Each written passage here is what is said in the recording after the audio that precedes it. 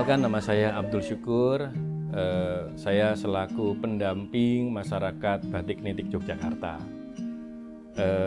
Kegiatan yang saya lakukan sekira dimulai tahun 2008 setelah saya melakukan pendampingan juga di Sentra Batik Giriloyo pada tahun 2007. Pada tahun 2008 ketika saya mulai membina masyarakat batik nitik, ada banyak hal yang menjadi satu PR bersama sebenarnya bagi batik tulis nitik Yogyakarta. Yang pertama, bahwa batik nitik Yogyakarta pada tahun itu betul-betul tidak dikenal oleh masyarakat luas, baik masyarakat secara nasional ataupun regional di Yogyakarta atau mungkin Bantul.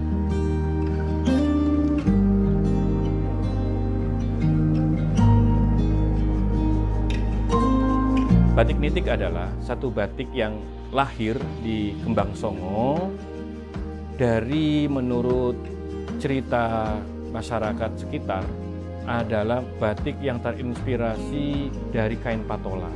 Kain patola adalah kain dari tradisi kebudayaan wastra di India. Beberapa data disebutkan bahwa batik nitik itu tumbuh sekira pada masa Mataram Islam. Dan kita tahu pada kala itu Mataram Islam itu ada di daerah tidak jauh-jauh dari Kembang Songo, yaitu di daerah Pleret.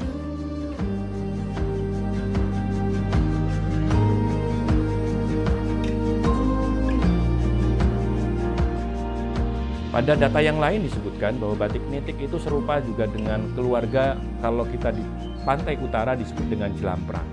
Dan kebudayaan batik Jelamprang sangat terkait dengan beberapa artefak yang sebenarnya juga terkait pada misalkan pada arca, candi yang paling kuat sebenarnya ada pada Candi Singosari, di mana di dalamnya ada istilah Jalamprang. Nah, bentuk daripada Jalamprang itu mirip seperti yang ada pada hari ini, yaitu pada batik nitik ataupun pada Jelamprang di Pekalongan. Kedua batik ini sebenarnya sangat-sangat mulai punah, sehingga saya sangat mengapresiasi keberadaan dari pemerintah di mana hari ini batik nitik betul-betul mencoba diangkat kembali, bahkan batik nitik telah mendapatkan predikat identifikasi geografis sebagai satu kekayaan lokal daripada Bantul, sebagai satu khasanah karya dari batik tulis yang memiliki kekhasan, yaitu yang membedakan dengan batik lain memiliki canting yang sangat khas.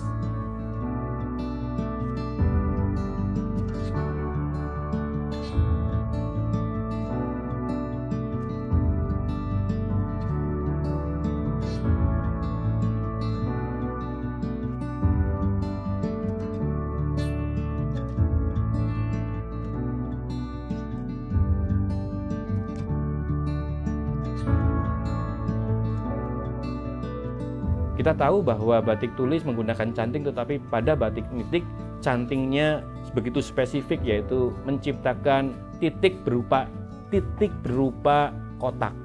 Yang ini tidak dimiliki pada khasanah batik-batik di daerah lain.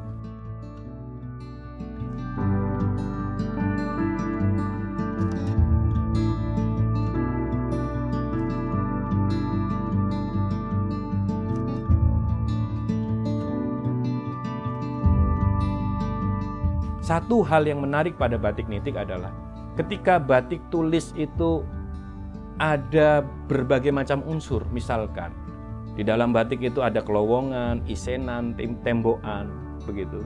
Maka batik tulis nitik ini tersusun dari susunan titik-titik saja.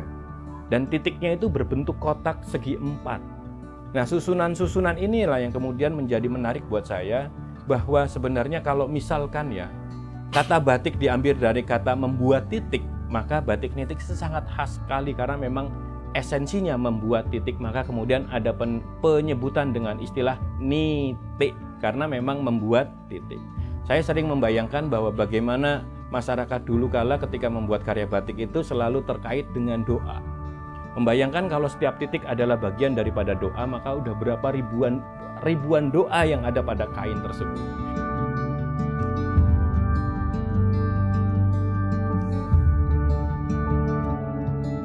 Batik nitik itu unik. Setiap motifnya itu sebenarnya hampir punya kemiripan gitu. Karena memang unsurnya dari titik dan motif-motifnya semuanya geometrik sehingga punya kemiripan. Akan menjadi sulit sebenarnya ketika dikeluarkan produknya ketika mirip gitu. Tapi kekuatannya pada apa? Kekuatannya pada misalkan itu nama daripada motifnya.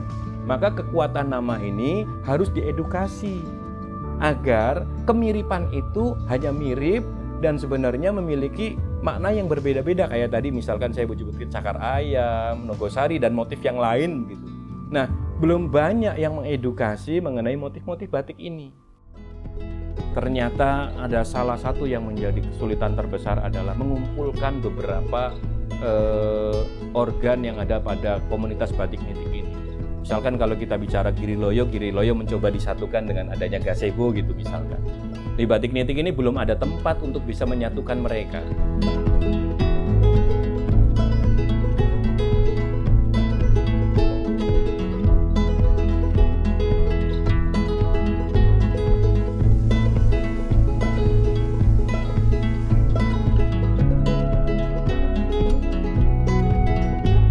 Hari ini produksi batik nitik ini kalau boleh dibilang kalau masuk ke dalam ranah industri itu memang perlu perhitungan yang cermat. Sementara dalam ranah produksi itu masih sifatnya kayak kekeluargaan sifatnya. Maka perlu ada pendampingan kepada pembatik agar bisa menyesuaikan alur di dalam produksi. Misalnya membuat harga para batik pada karya batiknya itu bisa disesuaikan dengan misalkan HPP-nya berapa dan sebagainya. Ini yang belum disosialisasikan.